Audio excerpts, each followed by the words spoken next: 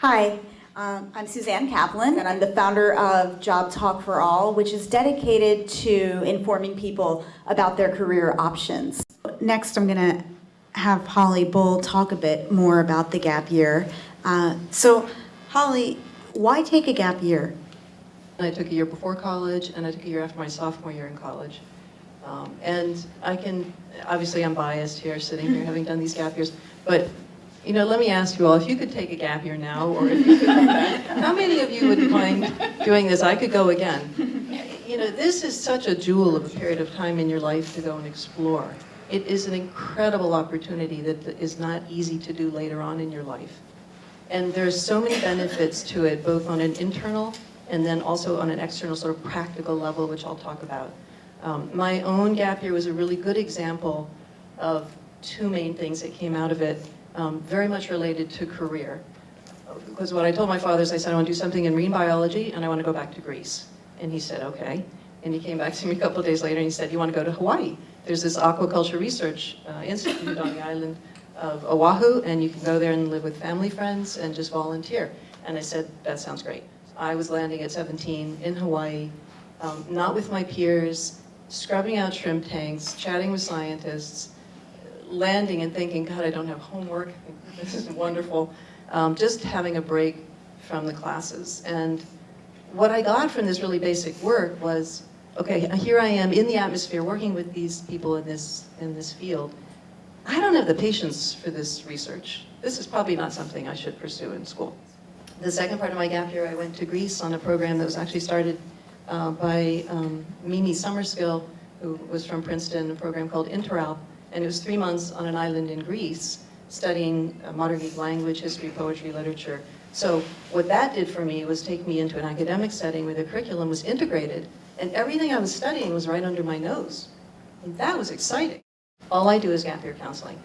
Probably the most powerful aspect of this process, as far as I'm concerned, is that you're giving somebody 17 or 18 years old a chance to choose their life, and that's really important. And what I see with these kids with a gap year is it's all about, I choose. Who am I? What am I interested in? How do I go about finding things that light me up here? Let me go check them out, hands-on, and see what happens. And if you can do this before college, you're going to get all this information that's going to help you get a better sense of what suits you or not, or what you might want to pursue in terms of a major. And on a practical level, you're building a resume.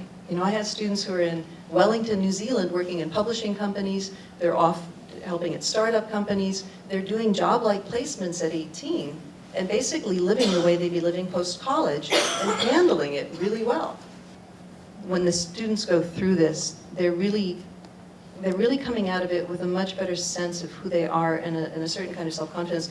One fellow I worked with was working on board tall ships. Nothing very profound. Helping on board these ships, getting housing and food in exchange for labor, and then he traveled. He took 2 gap years, and then he finished college in about 3 years.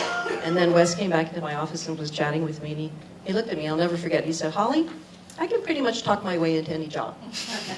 And I thought, wow, this is interesting. He's not boasting. It's a what-so for him. He has done it. Even if those jobs were basic, the self-confidence coming through was palpable, and I thought, hell, I'd hire him. That's what you have. That's what's really hard to quantify in terms of the value of taking this time, but it's visceral and palpable when you stand in the presence of these people who've done it. And there's so many students who are going on to college and picking a major, and they graduate, and they still don't have a clue as to what they want to do. And they haven't dealt with the world, and they don't necessarily know how to budget. And some students will find a passion, get the experience, get into a college of their choice sometimes by virtue of their gap year. That's the other thing that can happen with gap time, is that you're speaking with a whole different voice when you apply to colleges if you're applying halfway through the gap year. Most students are applying and deferring, but a lot of students also are applying halfway through the year. Holly, can I just interject for a second? Because that was one of my questions. I think many parents, when I was a high school English teacher, were worried that if their kids didn't apply to school right from high school to college, that it was actually going to lessen their chances of getting in. So I just wanted you to speak to that. Yeah, no, it's not a guarantee. It's never going to hurt you. If you do some I mean, if you set up, if you're going to go be a couch potato for a year, that might not look so great. But if you really are doing some interesting things during the gap year, and you're speaking from that on essays, it's going to help. The colleges love it.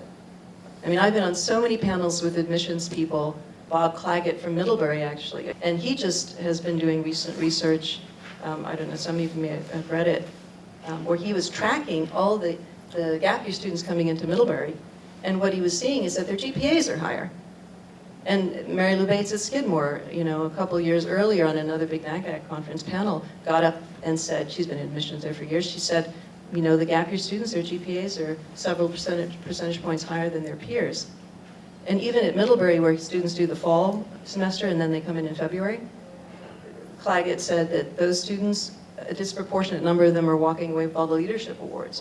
There's some shift that happens that really affects how these students proactively take on their life. Thank you. You're welcome.